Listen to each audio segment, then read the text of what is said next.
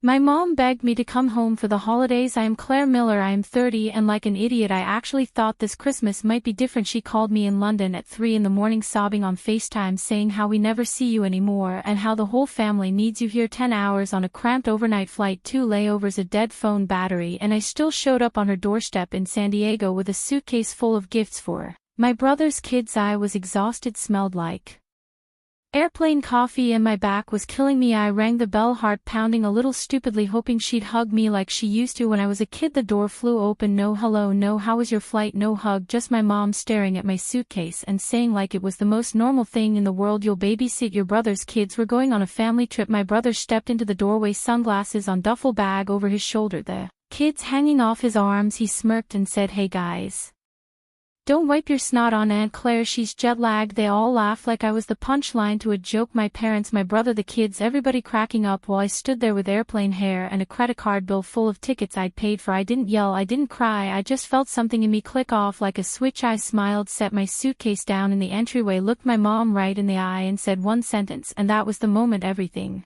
flipped. By the time I was done, their dream vacation wasn't happening. Their house was on the line and I was finally done being their free babysitter and personal bank. The funny thing is, the moment I said that one sentence the whole room froze. But to really understand why, you have to know what those people at the door had been doing to me for years. My mom didn't just miss me when she called me in London 2 weeks before that. 3 in the morning FaceTime, she had already texted me screenshots of crazy expensive holiday prices hinting that she and my dad could never afford a trip like that unless I helped a little. Just this once was how every single favor started. When my dad needed knee surgery, I wired money. When my brother Jason maxed out his credit cards on his big e-commerce idea, I helped him consolidate his debt. When the water heater broke and the mortgage was overdue, I sent money, and my mom posted photos the next week from a new brunch place downtown. I live in a tiny flat in London. I cook most of my meals at home. I walked to work in the rain, and somehow I was still paying for Uber Eats and streaming services in a house I didn't live in, on a continent I didn't even live on anymore. This time before I booked my own ticket home, I paid attention. I saved every Zelle transfer, every PayPal receipt, every "thank you honey, we'll pay you back when things calm down." I also noticed something else, an email from the bank with my name on a mortgage I did not remember signing up for. A few years ago they had put me down as a co-borrower just to get a better rate, and I had been covering the shortfalls ever since. So while my mom was crying on FaceTime about how the kids miss you so much, Mia keeps asking when Aunt Claire is coming. I was sitting on my bed in London staring at my banking app, realizing that the only time my family treated me like part of the group was when a bill was due. I almost said no. I almost told her to figure it out herself, but then a different thought hit me. If they were willing to drag me halfway across the world to use me as a free babysitter and walking credit card, I was finally willing to show them what it looks like. When I stopped playing along, he booked my flight, but I also booked a call with a financial advisor, downloaded 3 years of statements, and had a simple document drawn up on a legal template site standing in that doorway in San Diego while Jason laughed and my mom announced my babysitting schedule like it was a done deal. I wasn't just the tired, jet-lagged daughter they were used to. I rolled my suitcase inside, let the kids jump around my legs, and followed them into the kitchen where their printed itinerary was laid out on the counter like a glossy promise. Resort photos, flight times, family package in bold letters. My mom tapped the brochure and said, "See, this is why we needed you here, honey. The kids will stay with you. We'll finally have a real vacation. You always say we should take care of ourselves." I looked at the resort name, recognized the card number on the confirmation email open on her phone, and felt that same switch in my chest flip again. They thought I had come home to be their built-in nanny and bank. I had actually flown 10 hours to do something I should have done years ago. I smiled, asked my mom to get everyone into the dining room so we can go over a few things before you leave, opened my laptop on the table and pulled up the stack of digital receipts that would turn their family trip into the last time any of them saw me as a free resource. My dad sat at the head of the table like it was some kind of family meeting. My mom hovered by the counter clutching the printed itinerary, and Jason was scrolling his phone, half listening. Mia and Logan spinning in circles on the tile. I slid my laptop closer, turned the screen so they could all see, and said as calmly as I could, "Before you go anywhere, we need to talk about money." Jason groaned. "Claire, seriously right now?" My dad muttered something about timing under his breath. My mom gave me that wounded look and said, "Honey, we've been under so much stress. Can we please not start a fight before we even leave?" I didn't raise my voice. I just clicked to the first folder on my screen labeled Miller Household and opened a spreadsheet. Every line was dated, color-coded, and brutally clear. "Last March I began. You called me because the mortgage was 2 months behind. I wired $1,200 in June. Jason's business expenses maxed his card. I sent $2,000 $500 when the water heater broke. $900 when Dad's truck needed new tires. $600 when the electric bill was past due. $300 here, $400 there. Every month for 3 years there was something. This is not counting the Disney Plus, Hulu, Netflix, Spotify family plan, your Walmart Plus, the cell phone plan, the random emergency Venmo requests that somehow always line up with Black Friday or Labor Day sales. Jason straightened in his chair, color draining from his face as he recognized his own. I swear I'll pay you back next month. My Mom's hand flew to her mouth when she saw her text screenshotted next to deposits for gas money to visit Grandma, followed by photos of her at a new nail salon. My dad's jaw tightened when he saw the PayPal transfer labeled knee surgery copay and then the receipt for a brand new flat screen that showed up the same week. This isn't fair, my mom whispered. You're making us look like bad people. I shook my head. I'm not making you look like anything. I'm just showing you what actually happened. I scrolled to the bottom to the row in bold. The total number stood there big and undeniable. In the last 36 months I have sent this house just over $60,000. The room went dead silent. Jason blinked hard. My dad stared at the wall. My mom kept whispering, no, that can't be right. That can't be right. I reached into my bag and pulled out a thin stack of printed pages, slid them onto the table next to the itinerary for their dream resort. This, I said, is a simple agreement. It's not a lawsuit. It's not me taking you to court. It's just a record that all of you acknowledge you owe me this money and will start paying it back, even if it's slowly. 50 a month, 100 whatever. I tapped the $60,000 on the screen. My dad finally snapped out of his shock. We're family, he barked. You don't put family in debt like that. What are you going to sue your own parents? I met his eyes. Family doesn't hide a mortgage in their daughter's name and call her when the payment's late. Family doesn't spend her money on vacations and brunch and then tell everyone she abandoned them. My mom flinched like I'd slapped her. Jason grabbed the pages, skimmed the first paragraph, and his voice cracked. This is insane. I can't pay this back. None of us can. I leaned back in my chair. I know, and I'm not expecting you to, but I am done living in a world where you pretend you're victims and I'm some selfish career girl overseas. If you ever tell a neighbor or a cousin or Facebook that I left you with nothing, I will show them these numbers. I am done being the villain in the story you tell other people to make yourselves feel better. Then I clicked to another tab, the one with their resort reservation confirmation. The familiar logo filled the screen along with their names, dates, and a little note at the bottom with the last 4 digits of the card on file. My card. And about that family trip you're so excited about, I added, my voice still calm. You might want to sit down for this part. My dad frowned. What are you talking about? I pointed to the status line under the reservation number. Canceled 3 days ago. I called the resort and the airline. I said since the bookings were made with my card and my account, I had every right. The package has been refunded. The flight credits have been moved. So when I told you at the door that I wasn't babysitting while you went on vacation, I closed the laptop halfway, just enough to see all their faces at once. What I meant was there is no vacation anymore. Not without me, not without my money, not ever again on my dime. My dad lurched up from his chair when he saw the word canceled. You had no right, he snapped. He opened his mouth to argue, but I was already clicking to the next window. And that brings me to the house we're sitting in right now. On the screen was an email from the bank with both our names on it, Gary Miller and Claire Miller, co-borrowers. My dad stared at it, face draining of color. My mom whispered, Claire, please, not this. We told you it was just paperwork. You told me it was a formality. I said, you told me it wouldn't affect me. But I've been the one covering short payments on this mortgage for years. Every time you forgot a bill, it hit my credit too. I clicked a button and a small video popped up in the corner of the screen. My financial advisor's face appeared, framed by a home office in London. We had spoken before I ever got on the plane. Hi Claire, she said. Is now still a good time? I turned the laptop slightly so my parents could see. Perfect, I said. You remember my family situation? My dad hissed. Who is this? I answered without looking at him. This is the person who helped me understand exactly what being a co-borrower on your mortgage means. And what my options are now that I'm done bailing you out. The advisor introduced herself politely, then got straight to the point. In calm, measured language, she explained that as a co-borrower my credit was tied to this house. That missed payments and constant shortfalls were hurting me. And that I had the right to go to the bank and request to be removed from the loan. In practice, she continued, that means the lender would require the remaining borrower or borrowers to qualify on their own.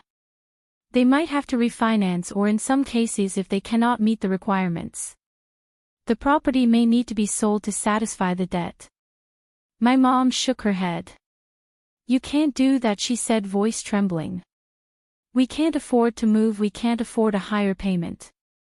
The advisor's voice stayed gentle. That is between you and the lender, ma'am.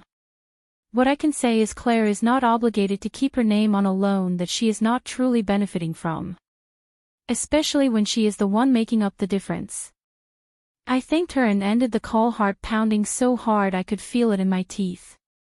The room felt smaller, like the walls were inching inward. My dad rounded on me. You're going to make your own parents homeless over some numbers on a screen. I looked him straight in the eye. No. I am going to stop letting you gamble with my future while you act like I owe you my entire life. If you can afford resorts and plane tickets when you think I'll be here to babysit. You can afford to sit down with a bank and figure out how to pay for your own house. I reached into my bag again and pulled out a folded letter. This is my formal notice that I'll be stopping all automatic payments related to this property. I said the bank will contact you directly from now on. I'm also closing the joint checking account Mom convinced me to open just in case there's an emergency. My mom made a choked sound. But that's where the grocery money comes from, she said. That's where we pay utilities. How are we supposed to manage all this? I took a breath, steady and slow. The same way every other adult in this country does, I replied.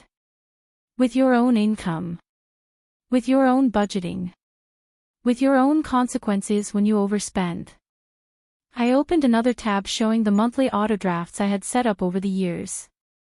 Mortgage supplement, power, internet streaming bundles, grocery deliveries, car payment top-ups. All of them had my name next to the word payer. As of today, I said, cursor hovering over the cancel button for each one.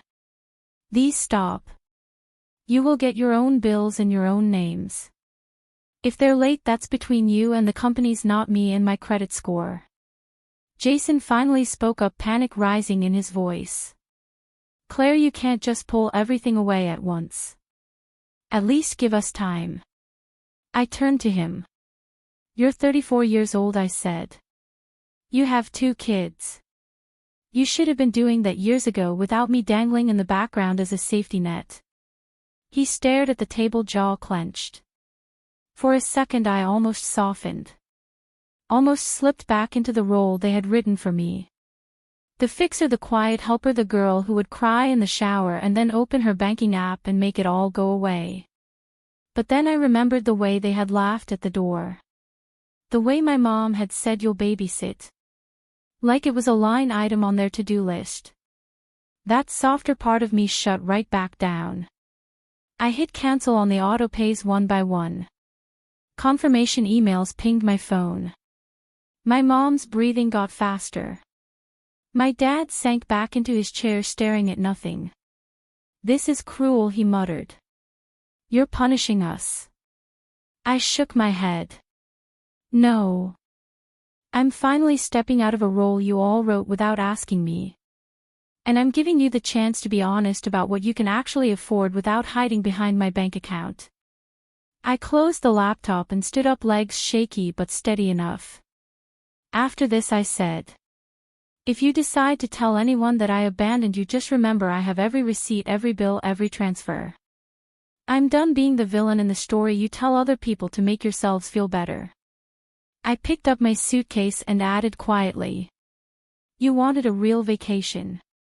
Maybe this is it. A vacation from pretending I'm your built-in solution to every bad decision. Let's see how you handle life without that. My dad finally snapped when he saw me rolling my suitcase toward the hallway. He jumped up so fast his chair scraped the tile. If you're walking out after this little show, don't bother coming back, he barked. You're not welcome in this house if you're going to hold money over our heads. My mom reached for my arm. Gary, stop. She just needs to calm down. We can talk about this, she said. But she didn't actually move to stand between us. Jason stared at the floor, silent. I paused in the doorway, hand on the handle, every muscle in my body shaking. A part of me wanted to drop everything, apologize, say I'd figure something out like I always did. Instead, I straightened up and said. You're the one who decided my value here was measured in what I pay for. If I'm not welcome without my credit card, then I was never really welcome at all. My dad jabbed a finger toward the door. Get out, he said. And don't come crying to us when London chews you up and spits you out. I almost laughed. London wasn't the city that had been eating me alive. This kitchen was. I stepped outside, the California sun hitting my face, and pulled the door shut behind me. No one followed. No one called my name. The only sound was Mia and Logan arguing about a cartoon from the living room, blissfully unaware that their vacation had just evaporated. I ordered an Uber and dragged my suitcase to the curb, feeling more homeless than I actually was. The driver loaded my bag into the trunk and asked where to. I took a breath and gave him the address I had never given my parents. A high-rise in downtown San Diego, 15 minutes from their quiet little street, but a completely different world. 6 months before, after one too many midnight money transfers and guilt trips, I had used my savings and my steady UX salary to put a down payment on a tiny one-bedroom condo. I told my family I was just thinking about coming back to the States someday. But I had already signed the papers. The plan was to move in slowly, quietly, once I figured out how to disentangle myself from their finances without blowing everything up. Tonight proved there was no gentle way to do it. When the Uber pulled up in front of the glass building, it felt surreal. I swiped my key fob, wheeled my suitcase through the lobby I'd only seen twice, and rode the elevator up to the 8th floor. The condo smelled like fresh paint and new carpet. Not like anyone's cooking or stress or desperation, just empty. Mine. I dropped my suitcase in the middle of the living room and stood by the window looking out over the city lights. For the first time in years, my phone wasn't buzzing with "Can you send something?" until Friday, or the card got declined, "Can you fix it?" I opened my banking app and went through the last few things I still paid for that weren't in my name. The family Disney Plus canceled. The Hulu bundle canceled. The Spotify family account canceled. Each confirmation email felt like cutting a string that had been wrapped around my ribs for a decade. I brewed myself a cup of cheap grocery store coffee in my brand new, barely stocked kitchen, and sat cross-legged on the floor because I didn't even have a couch yet. In the quiet, without my mom's constant sighing or my dad's TV blaring, the doubts rushed in. What if I'd gone too far? What if they really couldn't keep the lights on without me? What if I had just turned into this selfish, ungrateful daughter my dad always warned me not to be? Then I remembered how my mom had opened the door like I was a maid showing up for a shift. I remembered Jason joking about the kids wiping their snot on me while they all laughed, assuming I'd just slide into place and make their plans possible. And underneath the fear and the guilt, something else settled in my chest for the first time in years. A thin, quiet layer of peace. They were going to feel the impact of my absence, no doubt. The bills would come late, fees would stack. And the life they'd built on top of my invisible paycheck would start to wobble. But tonight, in this tiny, echoing condo, there was